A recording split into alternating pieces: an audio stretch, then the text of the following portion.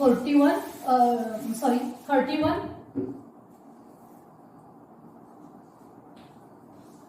Gallium. आता काय होईल बघा, आपल्याला एनर्जी ऑर्बिटलचा चढता क्रम माहिती आहे. 4s नंतर 3d भरते, 3d नंतर 4p, कारण आता 4s आणि 3d ह्या कम्प्लीट फिल्ड झालेले आहेत, पूर्णपणे भरलेले आहेत. s ची कॅपॅसिटी जास्तीत जास्त 2 इलेक्ट्रॉन धारण करण्याची आहे, d ची जास्तीत जास्त कॅपॅसिटी 10 इलेक्ट्रॉन धारण करण्याची, म्हणजे इथं d पूर्णपणे भरली. म्हणजे बघा, चौथ्या पिरियड मध्ये स्कॅन्डियम पासून d ऑर्बिटल भरायला सुरू झाली होती. इथं 4s2 3d1 आलं होतं स्कॅन्डियम साठी. बघा 21 स्कॅन्डियम साठी आपण मागच्या तासाला बघितलेलं आहे, त्याचे इलेक्ट्रॉनिक कॉन्फिगरेशन तुम्हाला आठवत असेल. 1s2 2s2 2p6 3s2 3p6 4s2 3d1 हे इलेक्ट्रॉनिक कॉन्फिगरेशन आहे स्कॅन्डियम साठीचं. बघा ॲटॉमिक नंबर 21 इलेक्ट्रॉन झाले का बघा. 2 2 4 6 10 12 16 6 18 2 20 1 21. म्हणजे स्कॅन्डियम पासून d ऑर्बिटल भरायला 3d ऑर्बिटल भरायला सुरू होते आणि ती भरत पुढे भरत जातोय आपण. टिटेनियम साठी 3d2, व्हॅनेडियम साठी 3d3, क्रोमियम साठी 3d4 आहे, पण एक्सेप्शन असल्यामुळं एस मधला एक इलेक्ट्रॉन प्रमोट होऊन 3d5. मॅंगनीज साठीचा रेग्युलर आहे इलेक्ट्रॉनिक फिलिंग 4s2 3d5. त्याच्यानंतर येणारा आयर्न साठी 3d6 7 8 9 च्या ऐवजी आता ही फुलफिल्ड होते म्हणून एक्सेप्शन केस आली पुन्हा 3d10. आणि झिंक साठी या ठिकाणी 3d10. म्हणजे या ठिकाणी d ऑर्बिटल पूर्ण भरली, स्कॅन्डियम पासून जवळ 3d भरायला सुरू झाली आणि झिंक मध्ये 3d पूर्णपणे भरली. म्हणजे ही 3d जी आहे ती स्कॅन्डियम जवळ भरायला सुरू झाली आणि झिंक मध्ये पूर्णपणे भरली. म्हणून हे d ऑर्बिटलचे, d ब्लॉकचे मेंबर आहेत, हे मधले जे आहेत पिरियड नंबर 3 ते 12 हे d ब्लॉकचे मेंबर आहेत, कारण त्यांचा या स्कॅन्डियम पासून झिंक पर्यंत ह्या सगळ्या इलेमेंटच्या बाबतीमध्ये शेवटचा इलेक्ट्रॉन हा d सबशेल मध्ये येतो. आणि ती d सबशेल कोणाची आहे तर जिचा प्रिन्सिपल क्वांटम नंबर 3 आहे. म्हणजे आपल्या मेनशेल जी आहे ती या मेनशेलच्या डी सबशेल मध्ये इलेक्ट्रॉन या ठिकाणी आलेले आहेत. आता इथं 3d पूर्ण झाली. आता गॅलियम साठी आपण बघूया. गॅलियमचा ॲटॉमिक नंबर आहे 31. त्याच्यासाठीचे इलेक्ट्रॉनिक कॉन्फिगरेशन आता मागचं आहे ते इथपर्यंत सेम येणार आहे. 2s2 2p6 3s2 3p6 4s2 आणि 3d10. म्हणजे या ठिकाणी 3d10 इथपर्यंत इलेक्ट्रॉनिक कॉन्फिगरेशन आलं. म्हणजे झिंकचं 30 ॲटॉमिक नंबर 30 पर्यंत झालं. आता हा 31वा इलेक्ट्रॉन कुठे येणार आहे, त्याच्यानंतरची पुढची असणारी सबशेल कोणती आहे 4p. तर तिच्या 4pच्या ऑर्बिटल मध्ये हा पुढचा इलेक्ट्रॉन येणार आहे. म्हणजे गॅलियम साठीचा 31वा इलेक्ट्रॉन हा 4p1 पीच्या 1 मध्ये आला. 4p मध्ये हा इलेक्ट्रॉन आलेला आहे. आता गॅलियम नंतर आहे जर्मेनियम. ॲटॉमिक नंबर अजून 1 न वाढला. 31चा ॲटॉमिक नंबर आता 32 झाला. आता काय होईल सांगा. तर इथपर्यंत आहे ते इलेक्ट्रॉनिक कॉन्फिगरेशन सेमच आहे, फक्त 1 न इलेक्ट्रॉन वाढलेला आहे, त्याच्यामुळं हे इलेक्ट्रॉनिक कॉन्फिगरेशन इथपर्यंत सेम झालं. आता 4p1 च्या ऐवजी काय होईल, 1 न इलेक्ट्रॉन वाढू नये, त्याच्यामुळे इथे येईल 4p2. आता याच्यानंतरचा पुढचा इलेमेंट आहे, तुम्हाला लगेच आता इलेक्ट्रॉनिक कॉन्फिगरेशन सांगता येईल. आर्सेनिक साठी ॲटॉमिक नंबर 33. Atomic number 33.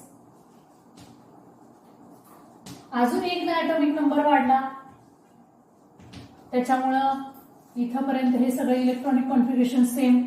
त्यामुळं 1 न इलेक्ट्रॉन वाढलेला आहे तरी त्या ठिकाणी 4p3 होईल, कारण आपल्याला माहिती आहे p ची कॅपॅसिटी मॅक्झिमम 6 इलेक्ट्रॉन धारण करण्याची आहे. त्यामुळं p मध्ये आता 3 आलेले आहेत, अजून सुद्धा 3 इलेक्ट्रॉन त्या ठिकाणी p मध्ये मावू शकतात. त्यामुळं 4p3 म्हणजे आर्सेनिक साठीचं इलेक्ट्रॉनिक कॉन्फिगरेशन झालं 1s2 2s2 2p6 3s2 3p6 4s2 3d10 आणि 4p3. त्याच्यानंतरचा आहे सेलेनियम, ॲटॉमिक नंबर 34. आता आपल्याला बरोबर हे सगळं लिहिता येईल. इलेक्ट्रॉनिक कॉन्फिगरेशन इथपर्यंत सगळं सेमच. 4p4 झालं. त्याच्यानंतर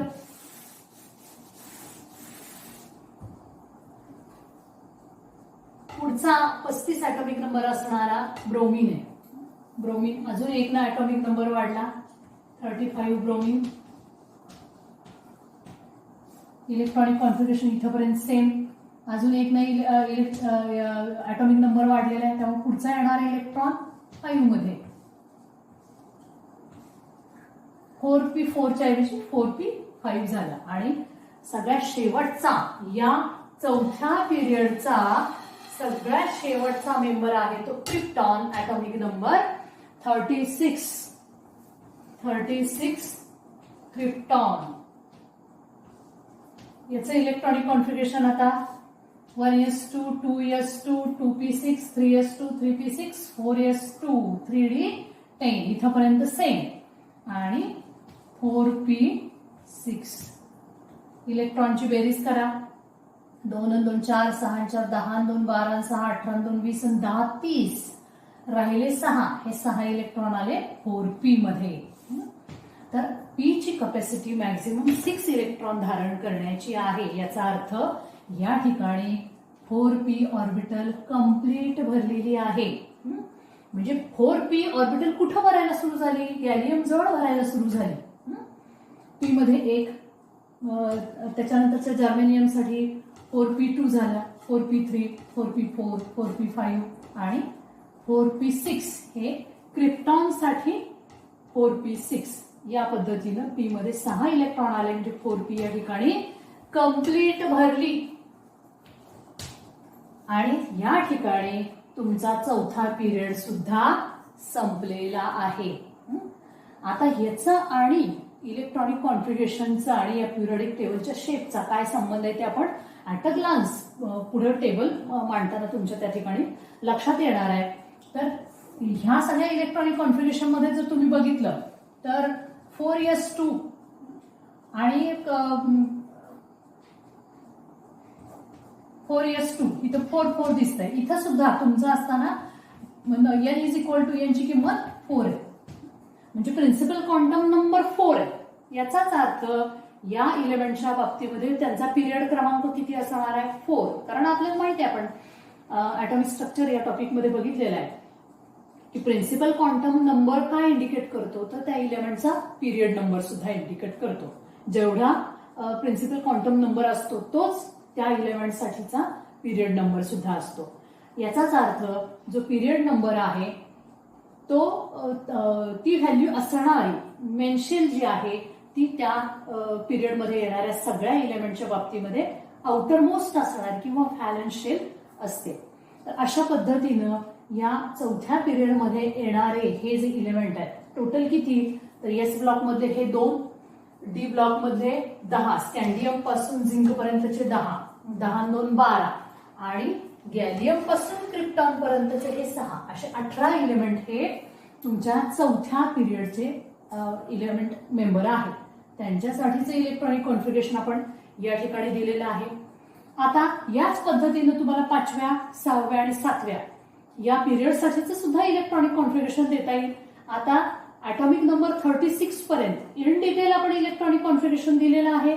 शिवाय बऱ्याच इलेमेंटच्या बाबतीमध्ये outer that is valence shell electronic configuration सुद्धा आपण तिथं लिहिलेलं आहे.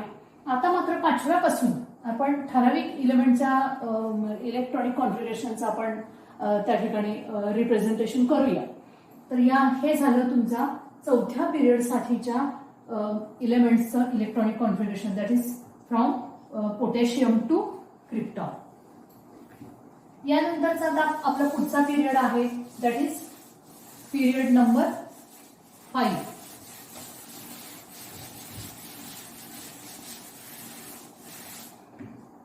फॉर पिरियड 5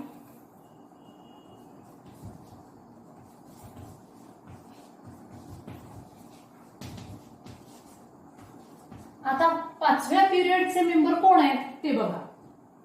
तर पहिला मेंबर 5व्या पिरियडचा आहे तो रुबिडियम, त्याच्यानंतर strontium, yttrium, zirconium, niobium, molybdenum, technetium, ruthenium, rhodium, palladium, silver, cadmium, indium, tin, antimony, tellurium, iodine आणि झिनॉन. हे 18 एलिमेंट जे आहेत ते 5व्या पिरियडचे मेंबर आहेत. आता या ठिकाणी पिरियड नंबर 5 म्हटल्यानंतर तुम्हाला लगेच सांगता येईल की या सगळ्या 18 एलिमेंट साठीचा प्रिन्सिपल क्वांटम नंबर एन किती असेल.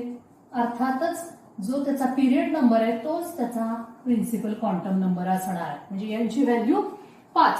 यांची व्हॅल्यू 5 म्हणजे मेन्शेल कोणत्या अक्षराने आपण डेसिग्नेट करतो. जेव्हा एन इज इक्वल टू 1 असतं तेव्हा आपण त्याला के म्हणतो. 2 असतं तेव्हा यल म्हणतो. 3 असतं तेव्हा यम म्हणतो. 4 असतो तेव्हा एन म्हणतो. आणि 5 येतं तेव्हा डेसिग्नेशन त्याला आपण काय म्हणतो, ओ. ओ ही मेन्शेल असणार आहे. ओ शेल. आता बघूया एक एक इलेमेंटचं आपण त्या ठिकाणी इलेक्ट्रॉनिक कॉन्फिगरेशन बघूया. आता 5व्या पिरियडचा पहिला मेंबर आहे रुबिडियम. Atomic number 37 rubidium. त्याचं इलेक्ट्रॉनिक कॉन्फिगरेशन देताना आपल्याला माहिती आहे इलेक्ट्रॉन कसे फिलअप होतात. 1s पासून स्टार्ट होतं फिलअप व्हायला. 1s2, 2s2, 2p6, 3s2, 3p6, 4s2. कारण आपल्याला 5s तोपर्यंत फिलिंग करत जायचंय. कारण आपल्याला माहित आहे 5व्या पिरियडचे मेंबर आहेत म्हणजे या सगळ्या इलेमेंटच्या बाबतीमध्ये व्हॅलन्स शेल कोणती असणार आहे, जिचा प्रिन्सिपल क्वांटम नंबर एन ची व्हॅल्यू 5 आहे. त्याच्यामुळे आपल्याला 5s तोपर्यंत हे इलेक्ट्रॉनचं फिलिंग करत राहायचं आहे. 4s नंतर पडणार आहे आपली या ठिकाणी 3d. त्याच्यामुळं 3d 10 4p6. आता बघा टोटल इलेक्ट्रॉन्स किती झाले. हे 2 2 4 6 10 2 12 6 18 2 20 10 30 10 6 36. म्हणजे हे इलेक्ट्रॉनिक कॉन्फिगरेशन झालं आपल्या क्रिप्टॉनचं. क्रिप्टॉन नंतर ॲटॉमिक नंबर 36 आहे. त्याच्यानंतर 1 न वाढून हा तुमचा रुबिडियम आहे. ॲटॉमिक नंबर 1 नच वाढलेला आहे. तर 4p इथं भरले म्हणून आपण क्रिप्टॉनला आता जस्ट सांगितलं होतं. तर त्याच्यामुळं 4p नंतर येणारा इलेक्ट्रॉन कुठे येणार आहे सांगा. 4s 3d 4p इथं भरली कंप्लीट. त्याच्यानंतर पुढचा एनर्जीचा ऑर्बिटल कोणता आहे तर 5s मध्ये 37वा जो इलेक्ट्रॉन आहे तो येणार आहे 5s मध्ये आहे. त्याच्यामुळे त्याचं इलेक्ट्रॉनिक कॉन्फिगरेशन रुबिडियम साठी झालं 5s1. तर अशा पद्धतीनं 37 इलेक्ट्रॉन या पद्धतीनं त्यांच्या एनर्जी ऑर्बिटलच्या चढत्या क्रमाने गेलेले आहेत. आता हे रुबिडियम साठी झालं. त्याच्यानंतर येणार आहे स्ट्रॉन्टियम. स्ट्रॉन्टियमचा ॲटॉमिक नंबर आहे 38.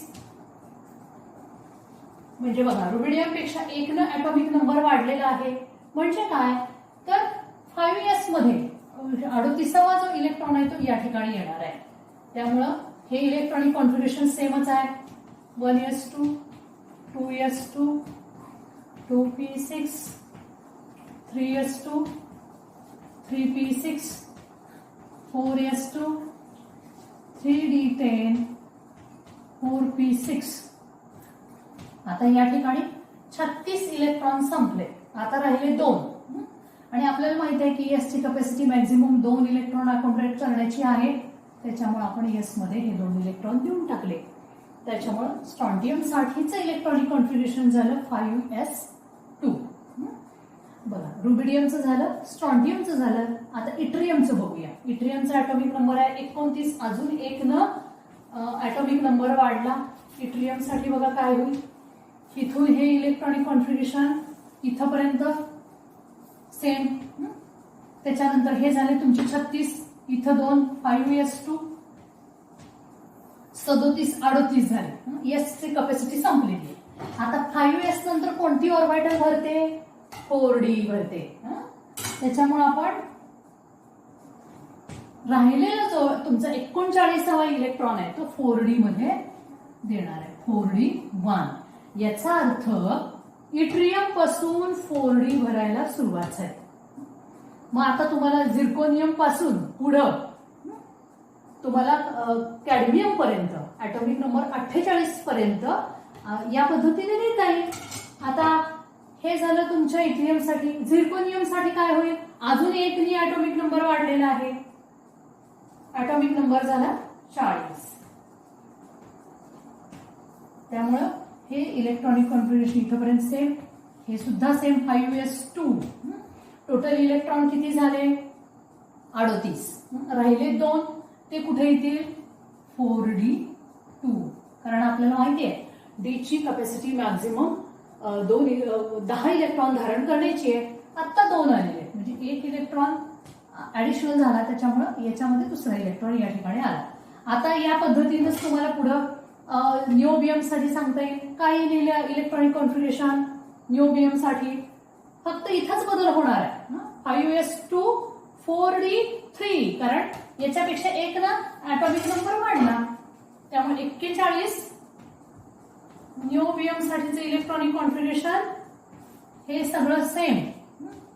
5s2 4d3 कारण एक ना इलेक्ट्रॉन वाढलेला आहे. या ठिकाणी तुम्हाला झिर्कोनियमचा ऍटॉमिक नंबर 40 आहे. आता 41 झाला. त्यामुळं 41वा इलेक्ट्रॉन डी मध्ये येणार आहे. त्यामुळे 4d3 झालं.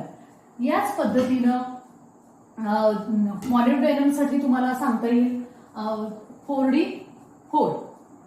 4d टेक्निशियम साठी 4d5.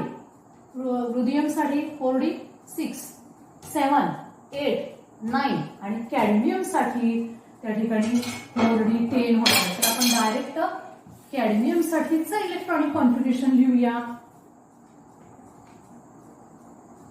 त्या ठिकाणी तुमचा कॅडमियमचा ऍटॉमिक नंबर आहे 48. या पद्धतीनं हे झाले इथपर्यंत तुमचे 4p6 म्हणजे 1s2 2s2 2p6 3s2 3p6 4s2 3d10 4p6. हे झाले 36 तुमचे 5s2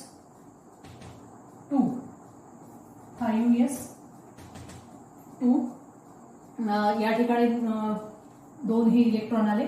टोटल झाले 38 आणि वरचे राहिलेले 10 जे आहेत ते येणार आहेत 4d10 मध्ये. अशा पद्धतीनं कॅडमियम साठीचं कॅडमियम या ठिकाणी आहे. इलेक्ट्रॉनिक कॉन्फिगरेशन काय झालं? तर 1s2 2s2 2p6 3s2 3p6 4s2 3d10 4p6 5s2 4d10.